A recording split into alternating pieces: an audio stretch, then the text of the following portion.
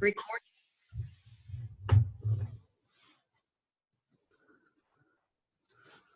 Okay, so this is the introduction to the book.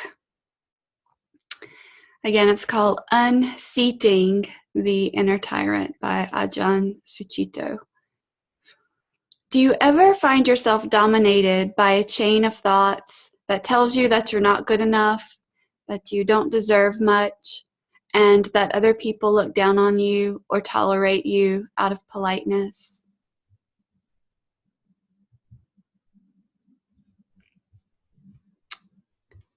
Excuse me. Do you find yourself snagging on memories of things you did wrong? Or do you find yourself snagging on memories of things you did wrong or relationships that you didn't get right? Do you feel that you have to be a success in life like you think someone else is and are consequently critical of yourself? This piece of psychology is called the inner tyrant. The good news is that it's not just you who has this, and that you can get free of its grip. And the key to this is through establishing and continually re-establishing right intent. And so right intent, I'm not going to be able to explain tonight, what that is, but it's this cliffhanger, right? That the key to unseating the inner tyrant is through right intent. And so here's just the beginning of Ajahn Succito's description of right intent. And just so you know, like on the Buddhist path, it's an eightfold path, and there are 8 things that we can cultivate daily in our lives. You've learned to cultivate right mindfulness, right concentration. There's right effort, right livelihood, right speech, and the guiding one of all of these is right intent. And we've talked about this. I haven't called it this, but we've talked about this in our time together. Sometimes it's like, it's what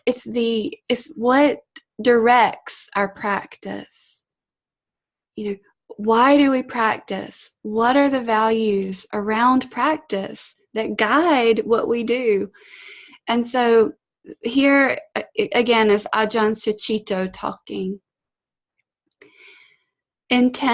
Right intent is the attitude or inclination on which we base our actions. And in a life that is full of things to deal with, it's easy to lose touch with that base. Yet intent is significant. It creates a bias and affects how we see things and how we will act or speak. If we clear a hostile or depressed intent, the heart feels light and clear, and our actions and speech follow in accordance. This is the principle of cause and effect, right view, also called right intent, the foundation for the path out of suffering and stress. Okay, so again, so another quality of right intent or right view is that it acknowledges that there are causes and results. And that is something that we see very clearly in our practice. It's not blame. It's not, something that we have to get worked up about. It's actually something that makes practice possible, that there's a cause and there's an effect. And we can work around the cause, and like what we have some agency with in our own hearts and minds, and that can produce different effects in our life. Okay. Oh wait, actually the other passage that I wanted to read, I put it on my different device so I wouldn't have to scroll on my computer. Okay, so this next part, it just ties into practice. It ties in to things that I think are going to sound really familiar to you. The inner tyrant is committed to making how I feel into who I am.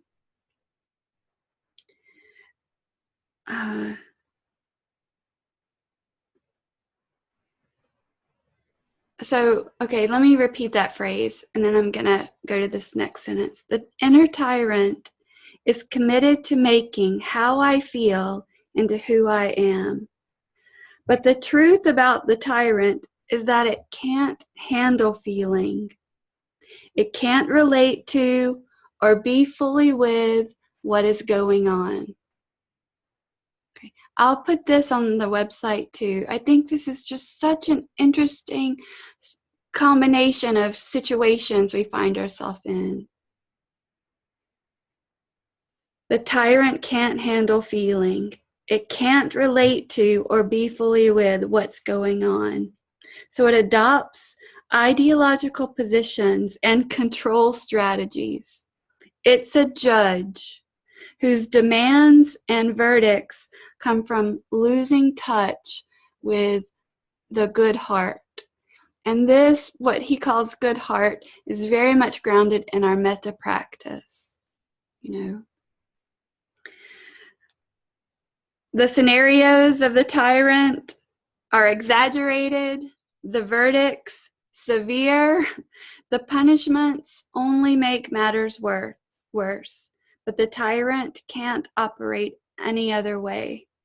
It's trapped, which I think is a very compassionate image. This piece of patterning, it's been established, and even though it's not helpful to us, it's trapped. So how can we relate even to this in a way that helps to release it, to weaken it, to diminish it, to let it go?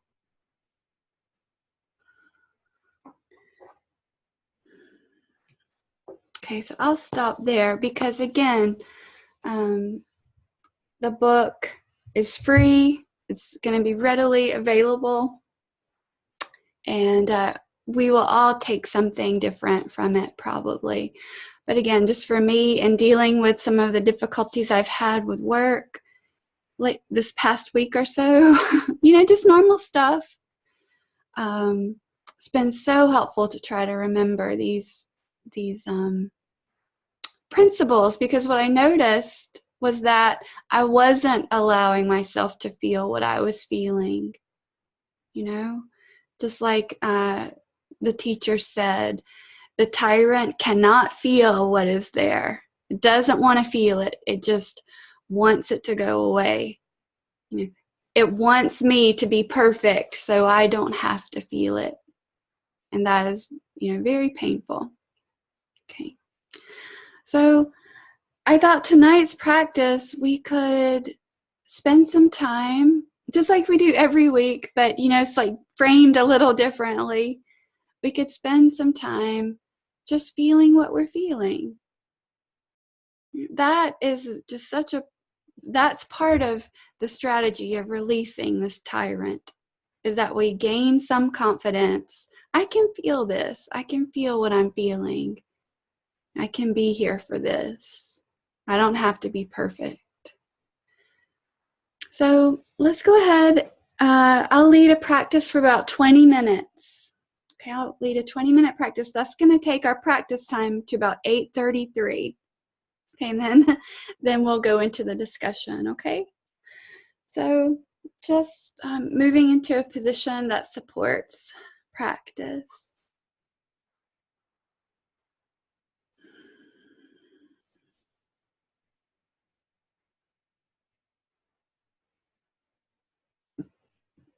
Taking a couple of deeper breaths, if that's helpful.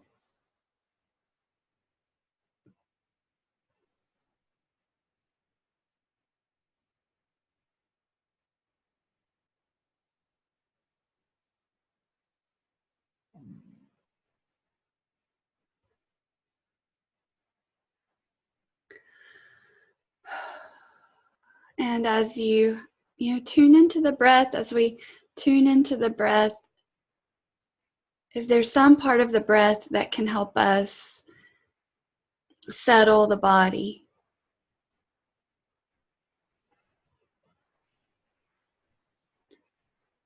Maybe on the exhale.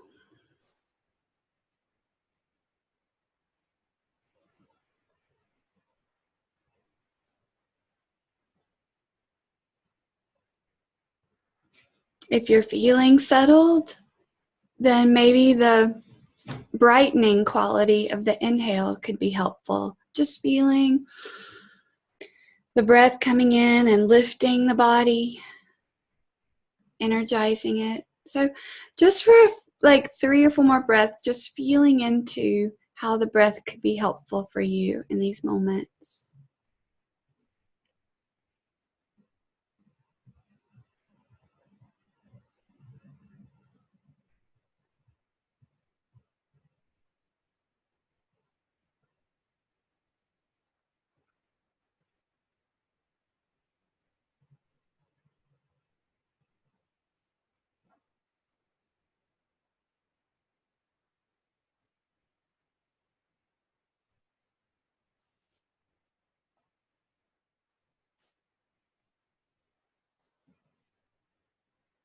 Taking some time from here to use the more conventional faculty of listening to open awareness into sound.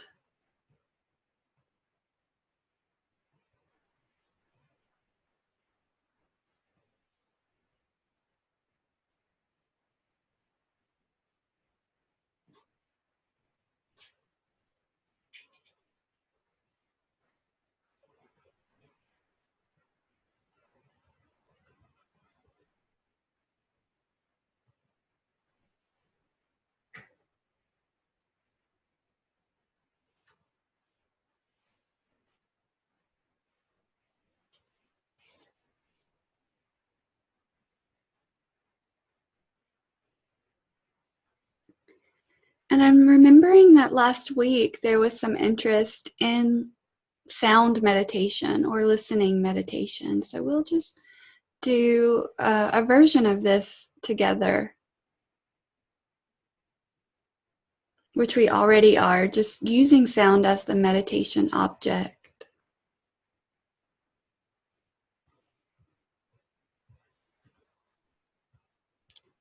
One way to structure this perhaps is to just become more aware of sounds that are in proximity to you, like sounds that are in your house or in your room.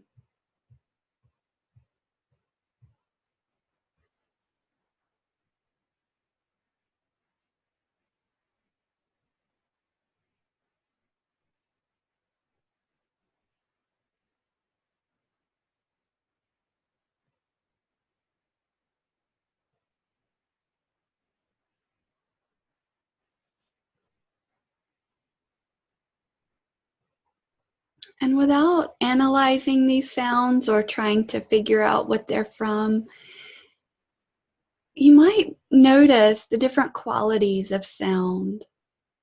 Like maybe you have a sound that's very sporadic and you can't predict when it's going to happen. But then maybe beneath that, or also happening, there's a more persistent sound.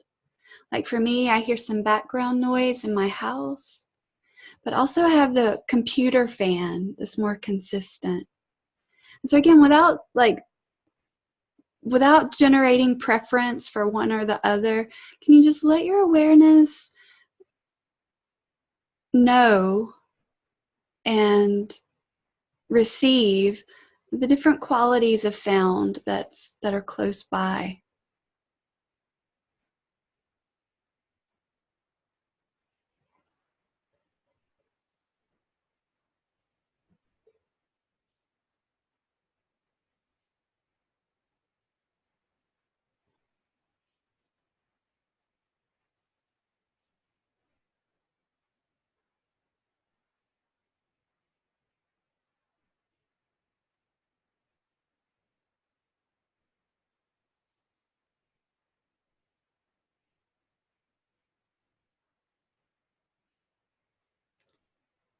And the sounds around you in proximity will continue to come and go.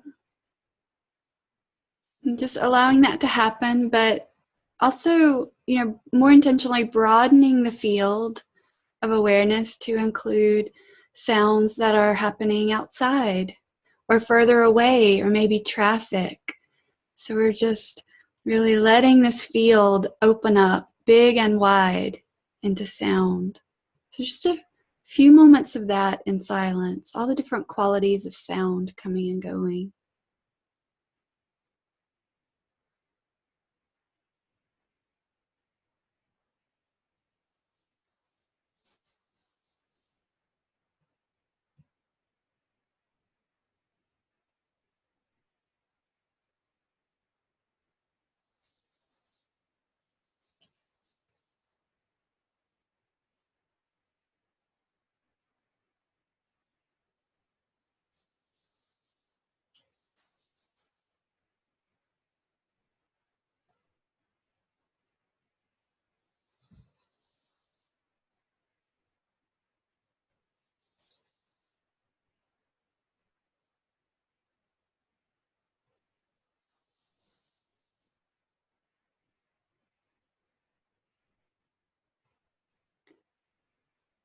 Listening meditation it has a lot of benefits, and one of them can be that we learn to listen. We learn what it feels like to intentionally listen. And then in contrast, we also learn what it feels like when the mind pulls away and we're not listening. This can be such an, just relevant skill even outside of meditation, but very much within it too.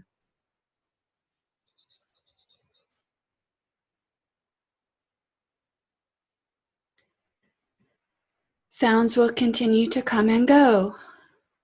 Can we just allow that to happen and direct our more intentional awareness, this listening quality, to the events of the body? So, like transitioning from sound event to bodily form sensation event. Just anything that tells you that your body is here.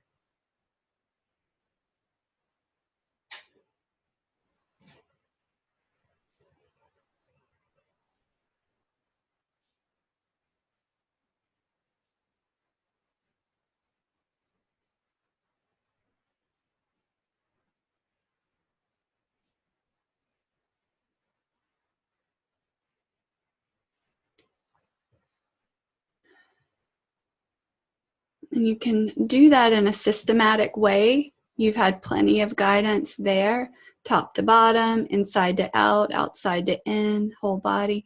Or you could just sit with the body like you sat with sound, just making the body your primary anchor and waiting for a sensation to present itself.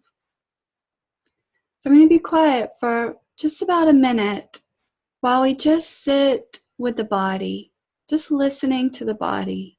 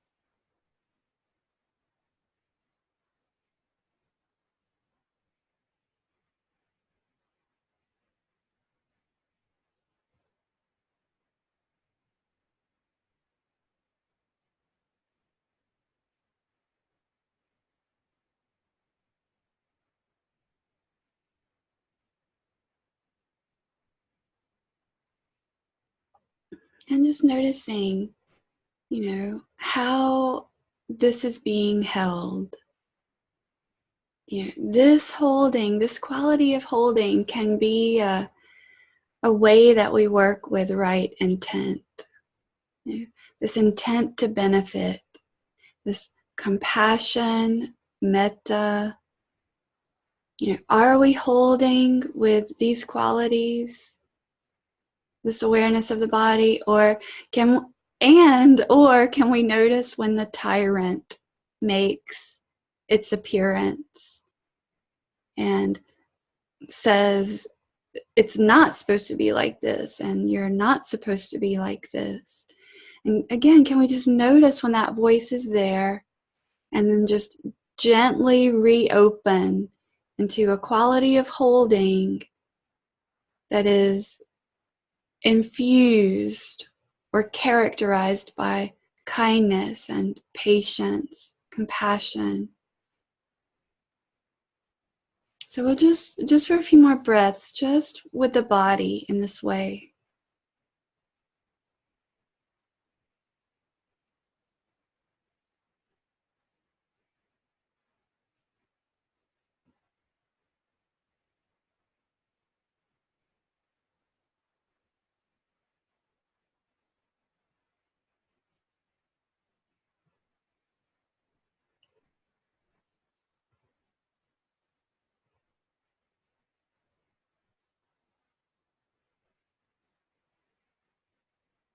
Ajahn Succito often uses these two words, softening and widening awareness.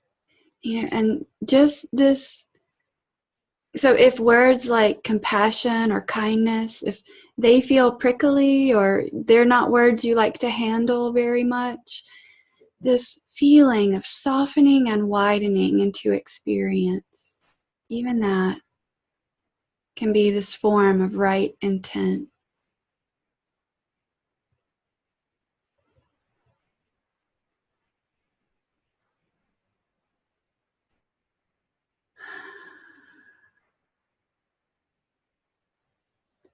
For me, this has a listening quality, softening, widening, receiving. And so from here, just the invitation is to incline this quality of awareness to the mental and emotional events. So we've done sound events, we've worked with bodily events, and now just very matter-of-factly, but very kindly, can we hold what's arising, manifesting in the mental and emotional field. And we'll work with this for about 2 or 3 minutes, just settling in and listening to ourselves in this way.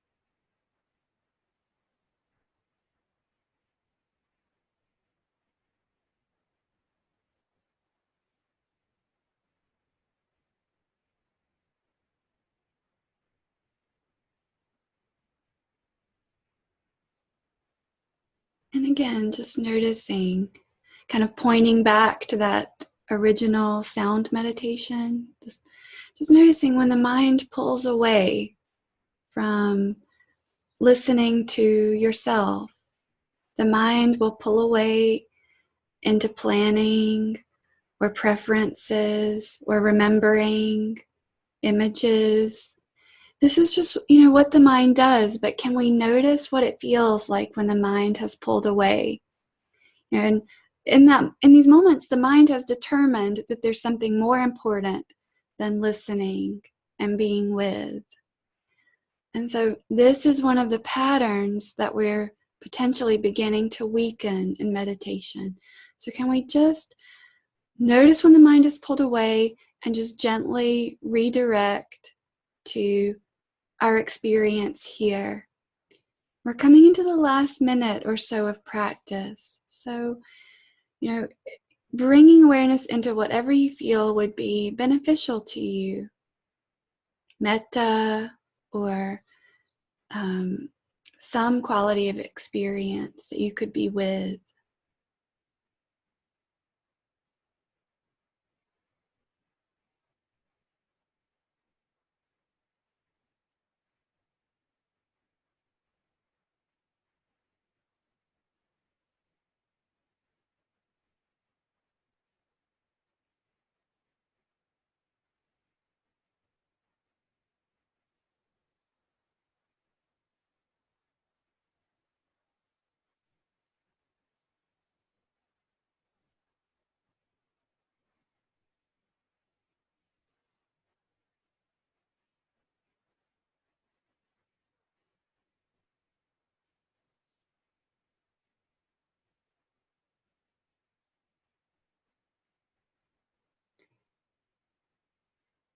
And just inviting everyone to extend some metta to yourself.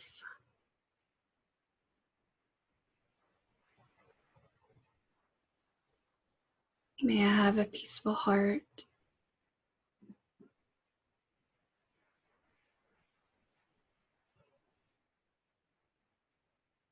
May I be free from animosity.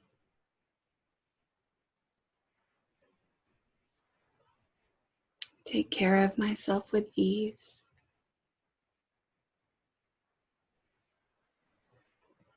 And taking a last few breaths to feel into that and to extend it in whatever way feels beneficial to you.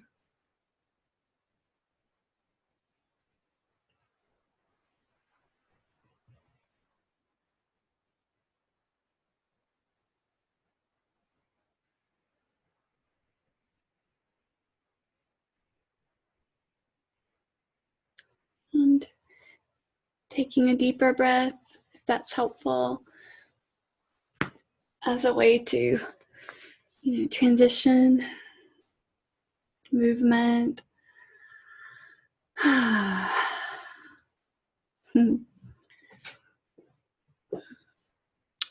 Okay, so let me stop the recording.